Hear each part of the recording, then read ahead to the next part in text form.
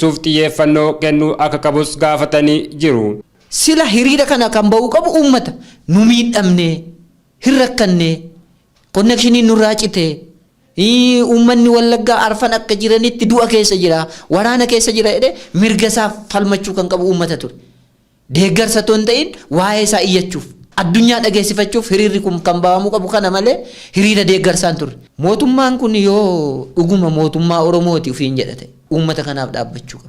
Dararaa kanarraa kaasuu qaba. Dhimma eegumsaa fi mirga nageenya lammiilee akka godina Wallaggaatti jiru kana ilaalchisee gumii mirga dhala namaa Itoophiyaatti itti gaafatamaa waajjira damee lixaa kan ta'an obbo Salamoon Bultii bilbilaan gaafanneen waajjirri isaanii miidiyaaf ibsa kennuuf aangoo akka hin qabne nutti himani. Nuti miidiyaadhaaf laannoo akka qaxanaatti warra eedoo ofiisii kenna akkasuma dhantiniisaatu. Nuti waan jiruun isaanii gabaabneetu isaantu miidiyaaf kennan dhorkaadhaan. Ittiin bulmaatuma dhaabbatichaati. Addi bilisummaa Oromoo manneen miseensota isaa sakatta'amanii miseensonni isaa hidhamaa akka jiran OMN itti hime. Dubbi himaan dhaaba kanaa Toleeraa Adabaa qondaaltota olaanoo eegdota isaaniitii fi shufeeronni walumaa galatti namoonni 9 akka himan dubbatanii obbo Toleeraa bilbilaan dubbisnee jirra.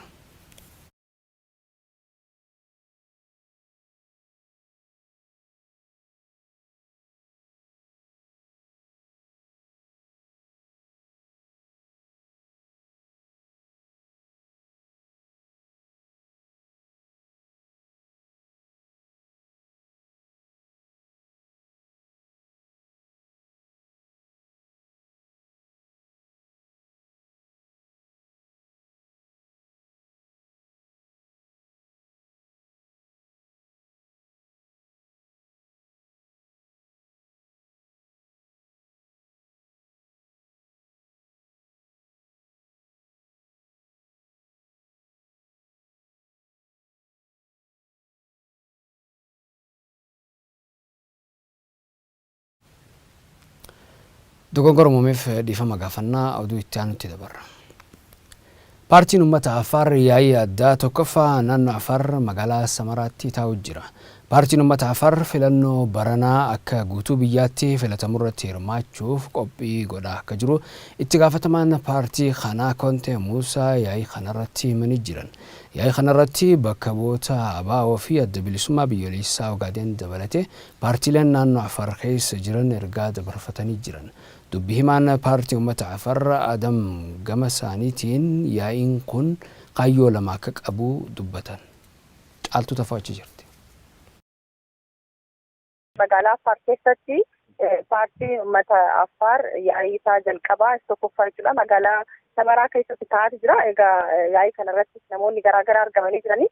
Dubbi himaan paartichaa immoo na biratti argamu waan ta'eef kaayyoo isaatii fi waltajjii kanarraa maal akka eeggamu gabaabsisii maamiltaachi. Sagantichi irraa irra baay'ee ajandaa lamaaf yaa'ii kana waame.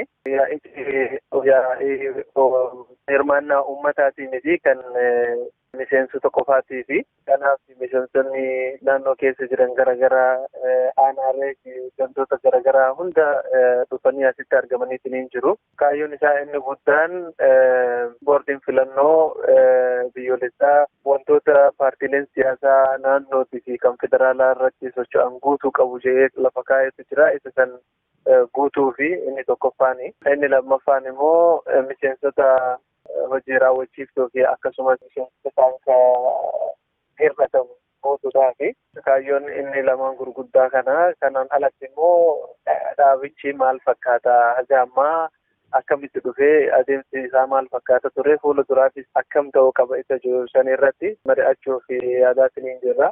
Haga za'aatii ammaa kanarratti immoo paartiileen siyaasaa sadarkaa biyyoolessaa akkasumas sadarkaa naannootti socho'an ergaa isaanii dabarfatanii jiranii ammallee dabarsaatii jiranii asirratti nu argamanii jiranii keessummoonni affeeramanii bakka bu'oota amantaa manguddoo biyyaa dubartoonni dardaraa fi qeerroon akkuma waliigalatti asirratti argamee waan jiru waliin haasa'aatii jirraa jechuudha. Wantoota fooyya'an seera ittiin bulmaataatis kaanis wantoonni fooyya'an miseensota qofaaf adda ta'ee geggeeffamaa jechuudha. Jimaata galgala magaalaa gudditti dabalatee guutuu biyyaa ifaan sa'a muraasaaf dhaamee ture.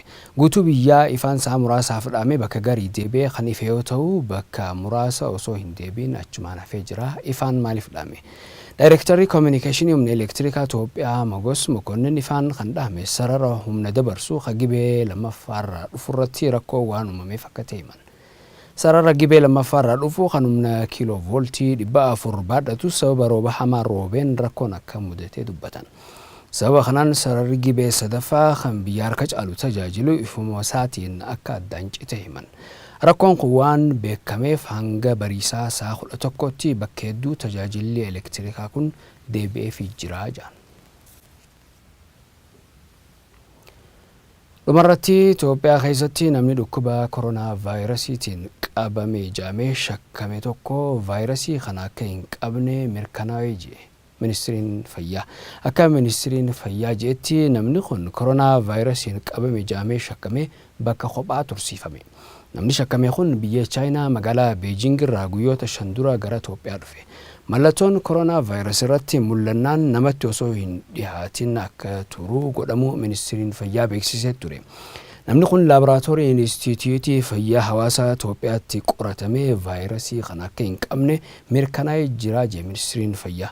Guyyaa dhukkubni kun eegalamerraa kaasee hanga ammaa namoonni 20 shakkamanii eega qorataman booda vaayirasii kan akka hin qabne mirkanaa'uun himamee jira. OMN ijaaf gurra uummataarraa oduu isaa kanaa xumureetiin jira. Ammas OMN wajjin tura.